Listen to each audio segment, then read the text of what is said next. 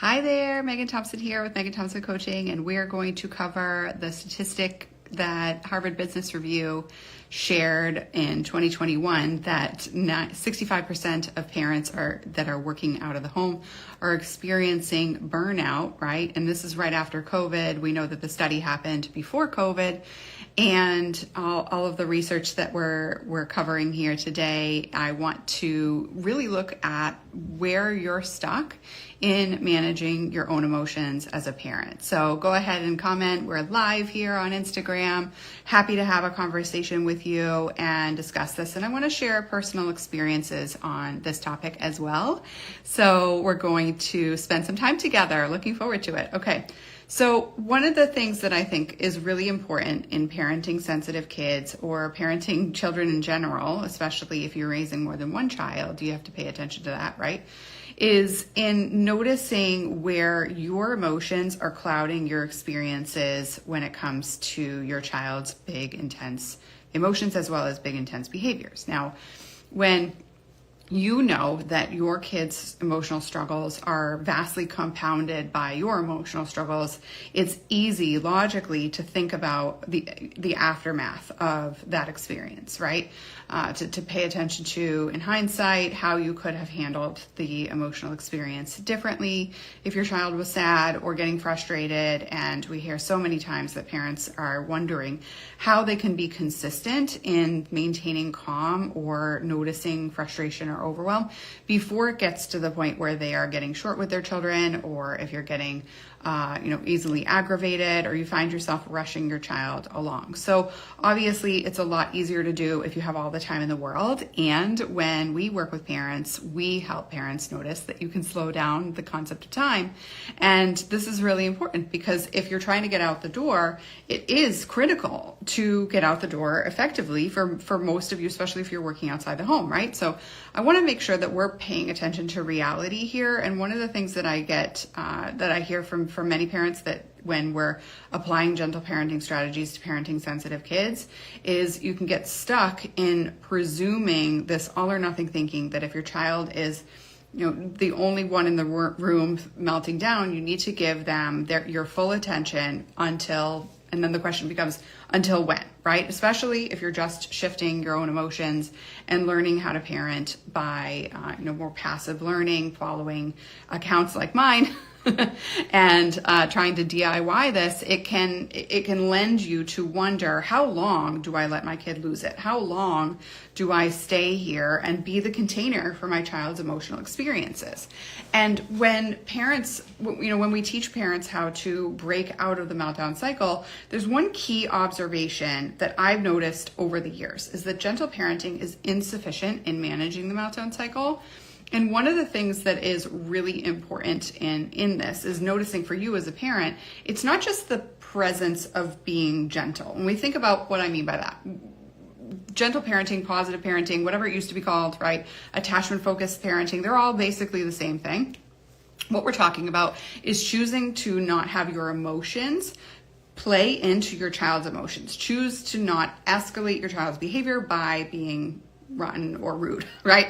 I'm going to be blunt, right? So obviously that's important because being a kind human helps you raise kind humans, right? So where parents, where you can get stuck is in wondering, how long do I need to slow down and help my child notice their big emotions before they actually need to get in the car, before I actually need an answer from them on what they're wanting for breakfast, so that we don't end up with an hangry meltdown on top of the emotional intensity that is teetering on the edge, right? And so when it gets to that point, that if your child's having regular meltdowns, daily meltdowns, we talk about this all the time, it's time to get professional support. However, if your child is not having meltdowns on a frequent basis and you're just wondering, am I a pushover? Am I coddling the situation? Am I just easily frustrated? Is this my problem? Is this me? I want us to talk about the conversation you're having with yourself on this topic right now today, because in parenting your sensitive kid, if your child is not regularly losing it to the point where daily it feels like the end of the world, or multiple times a day it feels like the end of the world, or even multiple times a week beyond age 5, where they feel like it's the end of the world, and yet you are walking through life stressed, frustrated, fried, and short with your kid on a daily basis, then you probably don't need emotional intense work for your child. You probably need emotionally focused work for you, right? So I want to talk about the 4 R's that are really important when we're breaking out of this pattern for yourself, okay? Because if your work stress is the highest contributor to your own support for your family, then this is definitely for you. And if you find yourself just generally feeling exhausted by the end of the day because you're going to work, because you're hustling and bustling with the kids, and you have multiple children perhaps, or maybe just one, and which, no judgment. I had one for many, many years too. I'm not saying that any number of children is more overwhelming than just one. But if you're struggling at the end of the day on a regular basis, I'm talking multiple times a week, you find yourself being short, frustrated, overwhelmed, or exhausted on a daily basis or multiple times a week basis, then this conversation is for you, because you are absolutely experiencing symptoms of burnout. Parenting is not supposed to burn you out. So if you are stressed out on a daily basis, then, or multiple times a week basis, I want us to have this conversation, okay? So here's the deal. When I say parenting is not supposed to burn you out, I'm talking about parents who are parenting children over the age of 6 weeks, okay? We all know that the newborn stage is insane, so I'm not talking about that. So don't come after me. Hey, what I want to do is really focus on the experience you're having after the newborn stage, where you have a little bit more sleep. Your child is experiencing the opportunity to talk back in ways that's more effective, and you are more readily steady emotionally. And if this is a challenge, then yes, we definitely need to focus on this. And we're going to talk about this for you today. But I want to make sure that we're all listening to the same story. Parenting is hard. I'm not talking about it being easy. I am saying that it doesn't have to be as hard to the point where your children and your interactions with your children and managing that plus work needs to have you feeling exhausted on a daily or weekly basis. That is the standard that I am setting here, and the standard that we set for our clients, and the standard that I set for myself. If personally I got hit with the flu, and then also had a big work project, and then also my child was, the baby was teething and struggling through the night, and then also my oldest was having nightmares and struggling through the night, then yes, I would likely feel short, frustrated, overwhelmed, and exhausted in that experience, all right? But I want to make sure that we're talking about the same thing, because 10 plus years ago, I would have told you this is baloney. If 15 years ago, Megan was listening to this talk, and I had the identity that I was experiencing parenting from at that time, I would have said to myself, you are full of baloney, lady, and probably clicked off the show, okay? So here's the deal. Great news, you're still listening, so we can have a conversation. What that means is that you're more hopeful for a different dynamic than just constantly feeling frustrated or overwhelmed or underprovided for, or felt like you are second fiddle. And it starts with you. So today we're going to talk about the 3 R's that I really practiced myself, and then also supported me in shifting out of this dynamic of feeling like the world is happening to me and I am just floating like seaweed in an ocean of overwhelm. And so this experience was something that I had just presumed about life based on the lack of emotion regulation skills I learned in childhood, based on the lack of emotion regulation skills I learned in adulthood, and then also my personal life choices because of that, okay? So I want to talk about this from a very personal level, as well as the principles here, and talk about it, okay? So for those of you who've been following me for a while, I've been running this business on the coaching end for 6 years. I've been a licensed mental health professional for many years prior to that. I've been practicing in the mental health world, working in the mental health world since I was 17, in residential facilities, and then juvie and all of that, all the way up to outpatient and private practice. And so postmasters, it's about 15 years, a little under 15 years at the time of this recording, okay? So been at this for a long time, but before I knew that I wanted to be a therapist, I knew that when kids feel big feelings, that sucks, right? And it is really hard for them. So when I knew as a child, because I knew I wanted to be a therapist in early high school, like freshman year or something like that. I knew as a child that it did not feel good to be out of control of your emotions. And yet, as a child, I did not know how to stop that dynamic. Half of that, you guys, most of you know who've been following me for a while, most of you know half of that was because I witnessed my sister. We just thought that something was wrong with her.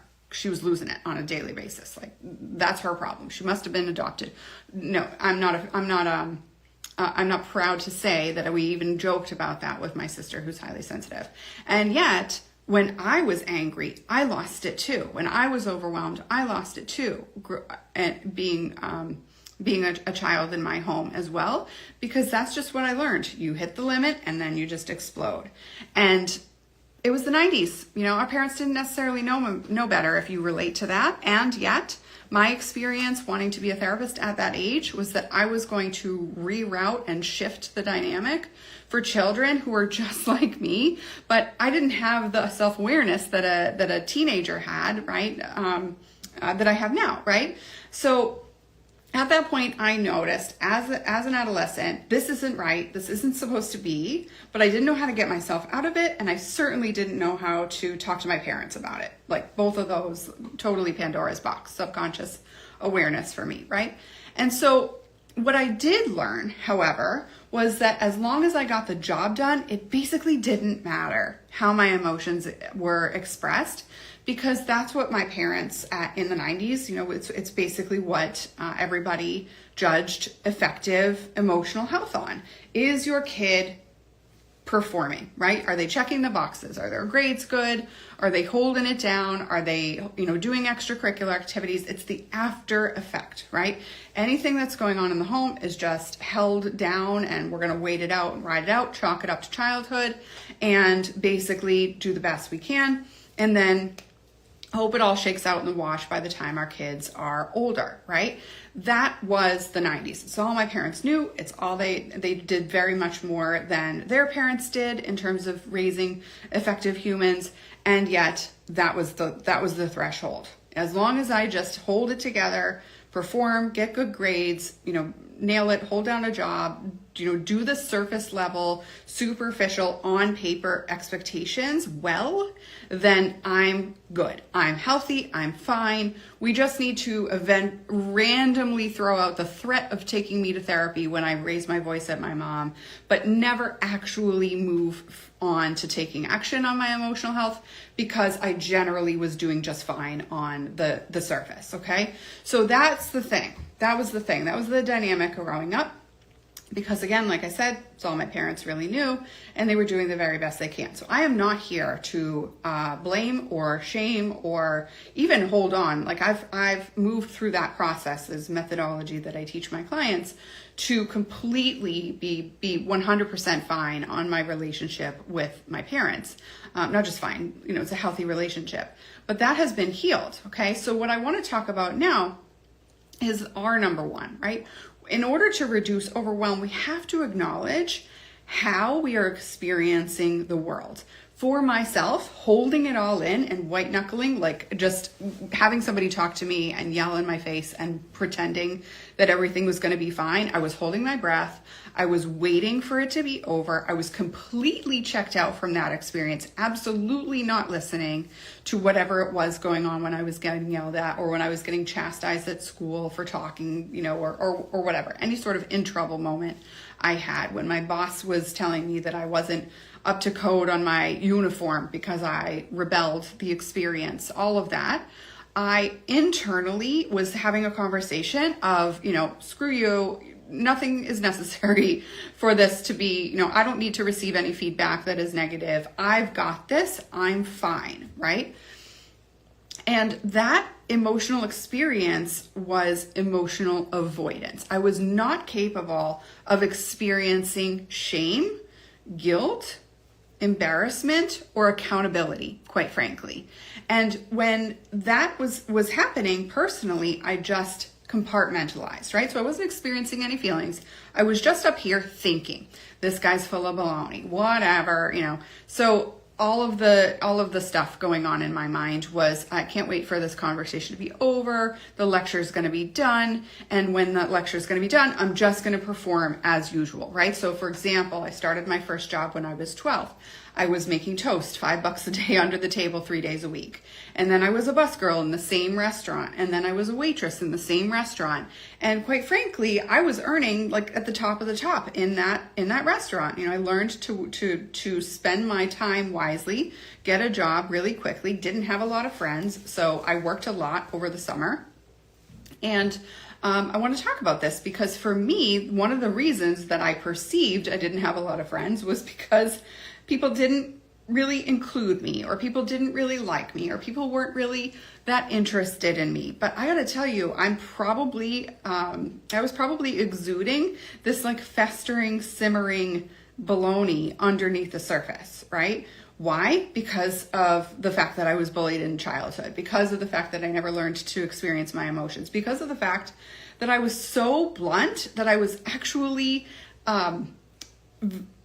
abrasive in my tone and in my language. I had no filter. So no wonder nobody wanted to be around me. Now, quite frankly, the friendships that were available to me at that time in high school and beyond, they were revolving around partying and drinking, small town behavior. So I'm actually grateful now that I didn't have as much exposure, because I absolutely abused alcohol in later adolescence and college. In upper years of high school, and I can hands down presume that I would have not just been a functioning alcoholic in college, I would have been a full-blown alcoholic by the time I got to college if I had not actually been saved from that social isolation in early adolescence. So I want to talk about this, because if you are experiencing the world crushing down on you at that level where you're feeling frustrated, overwhelmed, and time-pressed, this is an experience of overwhelm that is not typical for healthy adult development. Hands down, 100%.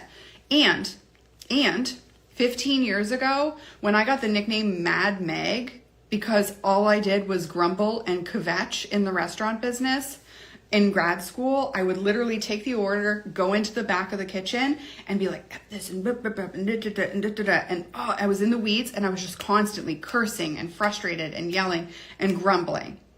Shining face on the floor of the restaurant, and in front of my managers, but around my peers, they literally gave me the nickname Mad Meg. Why? Because I had no skills to manage overwhelm. Zero. It was either prime and pretty and fancy and fun, or life is going to heck in a handbasket, and anything in my way is a barrier and a problem. All right. So I want to talk about this because the experience that was going on in my mind was that nothing anybody was doing to me that didn't get me to my outcome was going to be helpful for me. And so as a result, it was me against the world. That was the emotional experience that I had. Okay. And in that dynamic, the only people that actually wanted to be around me were my friends who were like exceptionally forgiving, exceptionally friendly. They would tell me that they actually had it was opposites attract, where they personally had a circumstance where people pleasing was their kryptonite, right? So they tolerated my aggression behind closed doors. I wasn't aggressive towards them, but I was just aggressive towards the world because they had put up with a lot of that personally, right? So I used to say that, I would attract friends that were more floating through life, airy-fairy, hippy-dippy fun, and joyful, because they needed people like me who would like call it like I see it and ready to go. And because I knew I needed someone around me who could teach me to chill the heck out, right? Unfortunately, though, when I psychoanalyze my experience in adolescence and in young adulthood,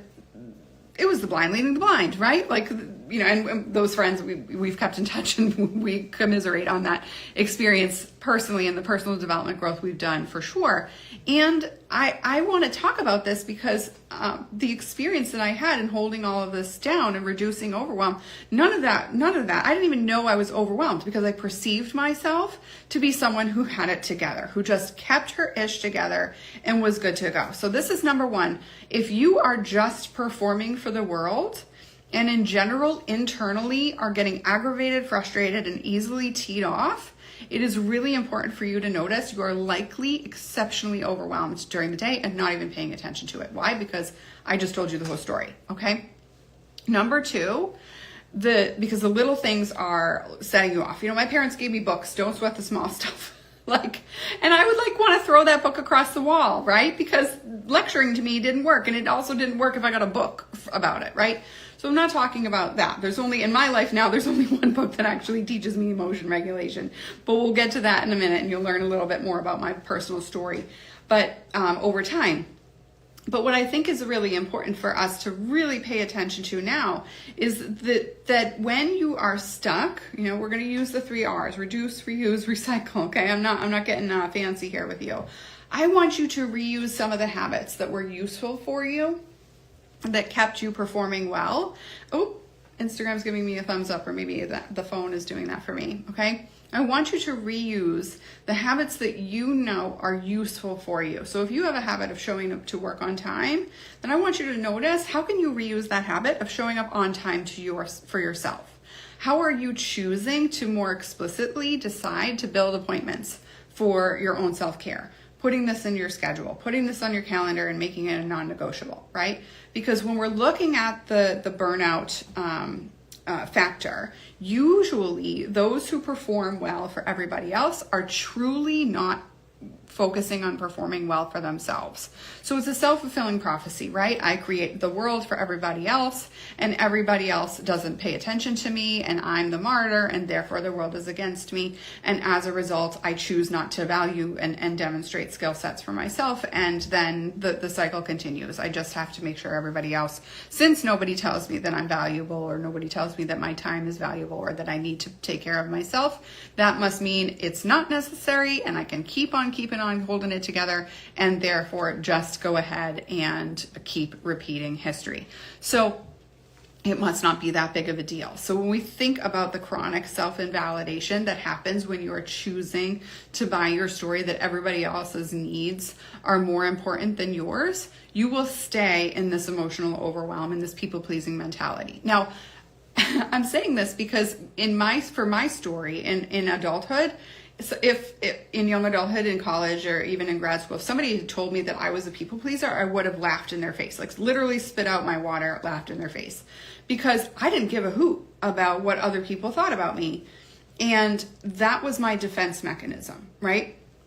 However, the pretty presentation of how I looked on paper, 4.0 in grad school, making the most money in the restaurant, handling the most number of tables, literally not even taking orders from the restaurant tables, and demonstrating any semblance of weakness because of my smart brain and choosing not to write it down. And then when I forgot, because I'm a human being and I took 3 tables orders in a row, I had to put on that pretty face, which now I know is ridiculous.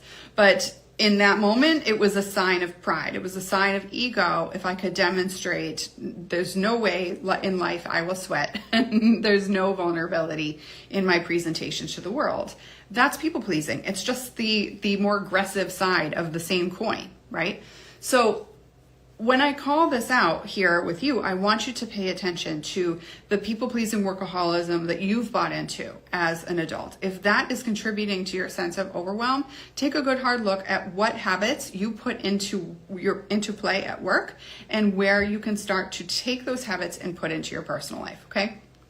Because like I said, I'm not talking about someone who is more of the passive side of people pleasing. That's just simply not who I was. I was more of in the corners of the restaurant kitchen when I was putting in the orders and I was forgetting what I had just heard, and testing my mental resolve, that's when I lost it. That's when I would, drop the F-bombs for my coworkers to hear. Obviously a toxic behavior, right? Who wants to be around that? And yet, thankfully, I was able to keep some friendships. But in the emotional experience, none of that was me groveling like Oliver Twist. Please, sir, may I have some more? Like, no, none of that. Like, passivity was just simply not anything in my personal life that I was willing to demonstrate, except in my loving relationships. The closest relationships where I was in a dating sense, that's where you saw the people pleasing. I had guys walking all over me in that experience, but that was behind closed doors, right? That was to, under the guise of feminism, where I didn't care about how I was treated, right? Full of baloney, absolutely full of baloney now in hindsight, right? But I just didn't know what my worth was, and I had no idea how to communicate safe and effective boundaries. So I want to pay attention to this, because when we're stuck in this polarization of passivity and pressuring ourselves to show up to the world, and passivity and showing up whether or not we're capable, I want you to really look at the example that you're setting for your children, the example that you're setting for yourself, if you're choosing not to follow through on your own teachings, right? I'm sure that what I'm talking about here, maybe the personal examples aren't something you've heard from me before, but the overarching objectives that I'm teaching here, this is nothing new. There's nothing new under the sun in terms of that respect. And yet, if it still feels difficult for you, we got to take a look at why that's hard, right? It's not because your knowledge is, you need more knowledge, right? It's because your emotional self-sabotage is holding you back. Okay, so I want to pay attention to this, because this is my third R, okay? You need to recycle your old identity. That identity that you had where you're just putting on a pretty show, never letting anybody see you sweat, and observing from afar that other people's lives are something that you'll eventually get to achieve once you've finished this work project, once you've hit this revenue number, once you've made it to the leadership role at work, once you've communicated to your children that they have to follow their chores, and eventually they're more effective at following them. Maybe once you tick that box in terms of the outward presentation of your life, maybe that's when you'll be able to take better care of yourself, right? Wrong. If you're not able to notice that you are the one leading the show in your relationships and your children are watching you, you will absolutely demonstrate that skill set to your children, and you will take it out. You will take your resentment towards yourself out on your children, out on your family. All right. I want to pay attention to this, because I know that I have a lot of followers who are not necessarily parents of sensitive kids who are losing it on a daily, weekly basis, multiple times a week basis, right? Your family might not be stuck in the meltdown cycle. And it is also true that you're following me for a reason. And it might be that you're a professional in the field, you're a school counselor, you're a teacher, you're a doctor, you're a nurse, you're a therapist yourself, and working with kids who are highly sensitive or neurodivergent, or you are highly sensitive and neurodivergent and listening in to kind of keep things on lock in your household, or in general, you just appreciate my show. Either way, whatever. I know that what we're talking about here is the self-care that you need to take care of is not the focus of just making sure that your nails are done, okay? I never do my nails, all right? And I keep my crap together now. There is no way in heck anyone would give me the nickname Mad Meg anymore. Why? Because I've significantly shifted the dynamic in my own psyche and in my own heart to change how I relate to the world. And this is an internal experience. It's not something that making sure you get, enough pedicures is going to take care of. All right. It's not something that making sure you have a monthly massage on the calendar is going to take care of, or that you go on hikes every weekend with your family. Because if you're going on hikes every weekend with your family, awesome, great, nature is healing. And if you're grumbling to get your kids out the door and you're rushing to get them out so that you finally experience the relief of the outdoors, this is the problem. The experience of personal resilience and personal self-care means that your heart has shifted to tolerate, no matter what life throws at me, I've got this and I can handle it. That level of emotional resilience is exceptionally different than just someone who ticks the outside looking boxes of self-care. And that's what I want to talk about today, because we are running a event in a week and a half on Wednesday, June 12th at 7 p.m. Eastern. We're talking about all of these principles that I just laid out for you today. All right. It's free. Wednesday night, 7 p.m. Eastern, 4 p.m. Pacific, and we are focusing on how you can be the example. Now, whether that's for your children or in this respect, you are following me because you're a professional, everybody is welcome in this respect. And I want you to join us in that room for you to really break down what is getting in the way of you managing your emotional state, regardless of what your kid's doing, regardless of what's going on at work, where you're getting stuck. Okay, so the link is in my bio for the Linktree link. You can find it to register. It's a free event on Wednesday, June 12th, 7 p.m. Eastern. All right. I want you to show up for you in this dynamic. I want you to really pay attention to the fact that if you don't take care of yourself now, who will? Who will, right? As an adult, no one's coming to save you. All right. Right now, it is up to you to decide how you're going to save your own emotional experiences from impacting from impacting the ones that you love negatively. All right. Because if you're expecting, I actually in our Ninja Facebook group, I asked parents where, if you could ask me one mindset question in terms of managing your emotional state, what would it be? And I had a parent who asked, how do I get my kid to do blah, blah, blah, blah, blah? And I had to re-ask the question. The question was, how can I help you manage your emotional state? So that means that no matter what life throws you, no matter how your kid's talking to you that day, no matter what tude you are presuming they are having or giving you, or how your boss, gave you a deadline at the end of the day, or whatever deliverable got pushed up at work, or whatever client experience you had, either in the hospital or in the office, you are choosing to shift that emotional experience out of your body. That is up to you. It is not up to your patient. It is not up to your child. It is not up to your student. It is certainly not up to your spouse to make you feel better. All right. No one but you is going to be able to shift that dynamic. Okay. So I want to pay attention to this because this is prior to being even more connected to my faith, where I learned how to communicate to myself that I can manage and create. Oh, I keep giving myself the thumbs up here. I can create and manage more effectively my own reality if I shift this dynamic internally. I have to think about the world differently.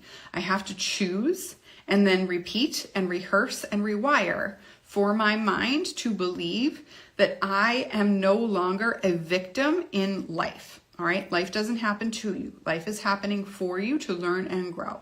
And so if that feels like a wonderful thought to have, and yet it's not anchored in your identity, then your identity needs to go in the recycling bin. All right. Give it to somebody else to try on. Not for you today. Okay. Get into the link in my bio, register for Wednesday's training. We're going to dive into this concept and where you get stuck and what you can do to turn this around and how you can make clear, consistent action on a regular basis to transform your emotional experiences personally. And obviously, as a result, set much more effective boundaries for yourself. Okay. So big ask we're talking about here. It's a free event on Wednesday, June 12th, 7 p.m.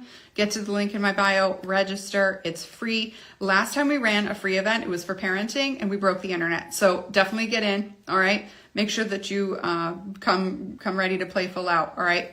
So looking forward to having this conversation with you continuously, and go ahead and like and subscribe for more of this content. Talk to you soon. Bye.